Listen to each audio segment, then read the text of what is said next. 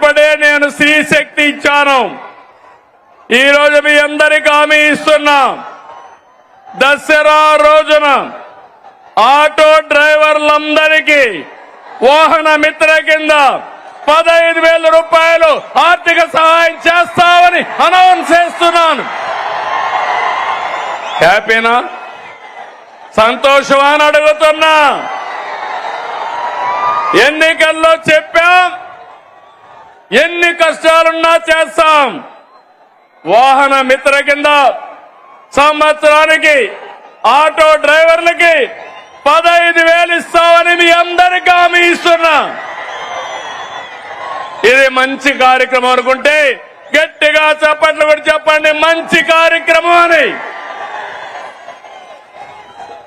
ఇది ప్రభుత్వానికి పేదవాళ్లపై నుండే ప్రేమని మరొక్కసారి మీ అందరికీ తెలియజేస్తున్నా.